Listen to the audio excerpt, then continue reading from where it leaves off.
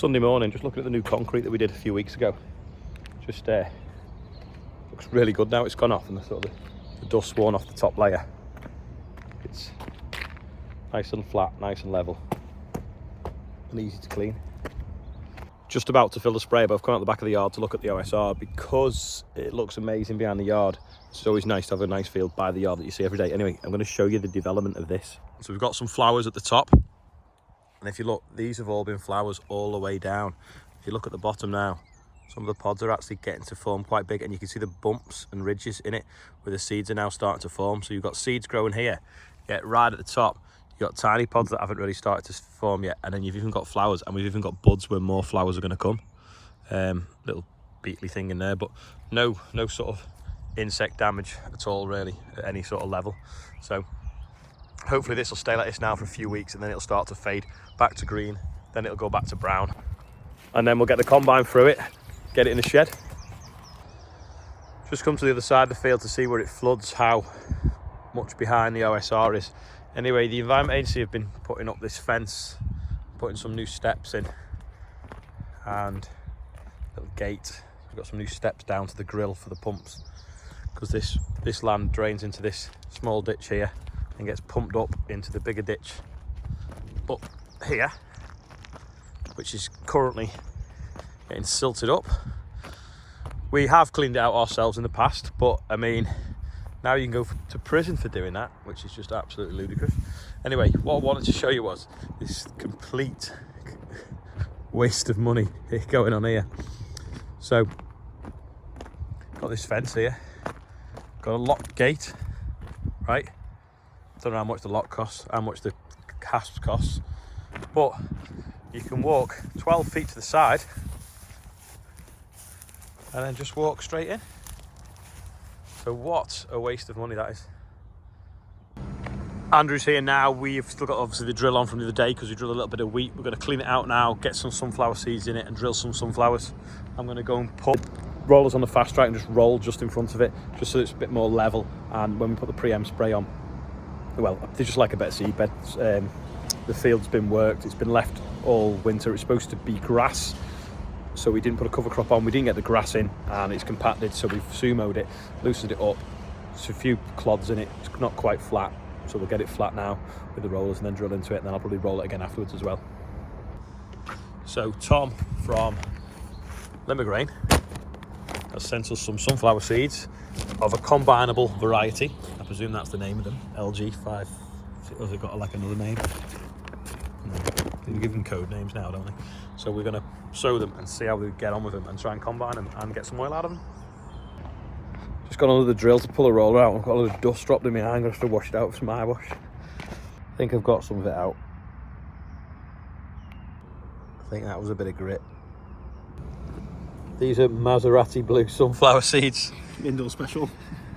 Don't know what colour they'll grow like. Andrew's just calibrating it now while I'm limping around with a sore eye. I think I've actually like scratched it. I felt something come out, but I can see like as if there's something hanging over my eye when I'm looking forward, and I keep rubbing it. Andrew put the rollers on while I looked after my eye, so we're going to go and do some rolling now.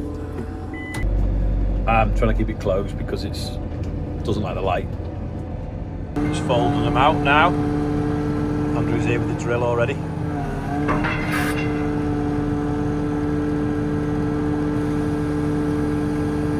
Not really used these much this spring.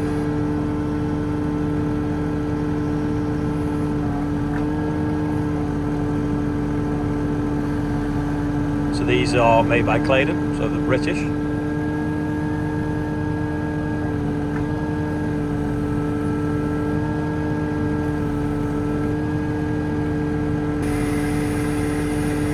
Fall them onto the ground now and then off we go. Looks like it was muddy last time they were used. Hopefully that'll fall off in a second. There we go, it's crumbling off now. I think.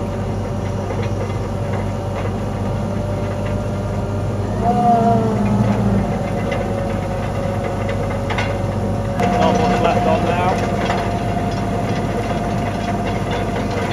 Doing a nice job anyway.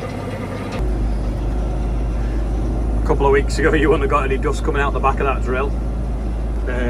April and March were rubbish. Well, the start of April was, and March was completely.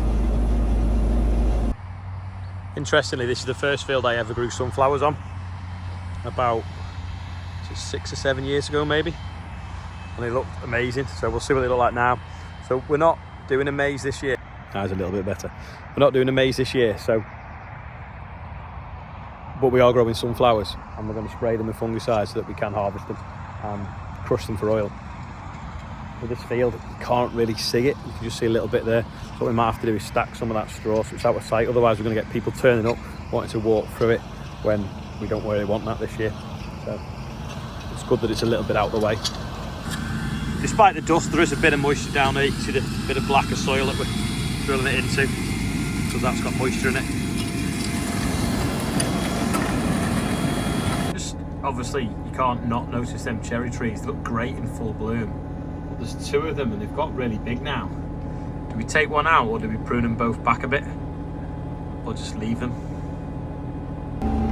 It's just started raining. I came out to roll this field that we drilled wheat in the other day. It was a little bit cobbly, and then it rained and rained and rained afterwards, and I feel it nearly could have capped the top a bit. So I thought, while it's so dry, I'll just go and give it a roll now, and then now it's just starting spitting. Hopefully I'll be able to finish it without it getting too sticky. It's actually getting quite heavy now. I've got about half the field left to go. Can't see, can you? The rain. I have to give up here. The nice thing though is you've got that really nice smell of rain on fresh earth. Is it petrita or something? I can't remember how you pronounce it. I can smell that now, it's gorgeous. Anyway, I've managed to finish the field. It's not rained enough to stop me. Hasn't stuck to the rollers at all, if you can see. So I'll roll my way out the field now. Job done. Starting to get a little bit tacky as I got to the end. Just fold it up now and off we go in. Forgot to say this morning, got my paperwork out. I was going to go spraying. I said in the video I was going to go spraying, but I didn't have some of the chemical. It hadn't been delivered while I was away. I thought it was going to be. Anyway, bit of a mix up there, so that is why I went rolling. It's a big day today. Not only is it St George's Day, we have just hit 75,000 subscribers, which is absolutely amazing. I cannot believe that it's grown that fast. Sorry, that quick. Can't even get my words out. It's grown that big so quick. So thank you everyone that's watching. I value every single one of you. And if you're watching this video, don't forget to click like. See if we can get 75,000 likes on one video. I doubt it. Anyway, I'm going to quickly do the birthday bumper now. Here we go with this. James Monk is 85. Amazing. Chat debut, I think it is. George Baxter is 16. Cracking name for what day it is. Desmond Sturgis is 2. Mark Richards is 57. Happy anniversary, Andrew and Claire Meredith. And happy St George's Day, everyone else, and all the other Georges out there. £32,706, amazing. Yeah, so loads of people are asking about the route. Oh, there's this cab off the 1690.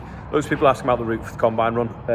It's sort of as follows. We're going to publish it as soon as we've agreed it with the police, but basically leaving John O'Groats on Sunday the 3rd of June, then travelling to Cairn 4th. From Cairn, sorry, no we're not, we're travelling to Perth the first night. Second night, which will be the Class Dealers. Second night then is Cairn 4th, which is the other Class Dealer, Rickaby's. Then we're going to be travelling down through the northwest, through over Runcorn Bridge, the new bridge, down to the Cotswolds Farm Park, which is Adam Henson's place. So we're going to try and do that in one day. Then from there down to Hamley's Class Dealer on the way through Devon, and then hopefully arriving middle of the day-ish on Thursday of that week. So as soon as we've got the route sort of completely agreed, we'll put it out with some estimated timings, and we could do some local knowledge to know if there's any height restrictions, which we should have already sorted out, we think, but just in case, and if there's going to be any sort of road works, hopefully the police might be able to know about that. But if anyone knows of any like local stupid things like a pothole being fixed, would be handy near the time for people to let us know on that. Anyway, today I put this on Twitter, which you can watch now. It's shot the opposite way so it fits Twitter. It's about a little bit more detail around John Price that cleaned the river.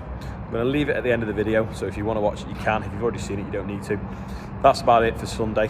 Thanks for watching. Oh yeah, actually, the quiz question that we did the other day, that was like the spiky things, apparently it's where they test parachutes for the military, but someone else said it was something different to that, so I don't know. Someone said they test jet engines there, but who knows? That was what we were told. Anyway, yeah, so here's this other video.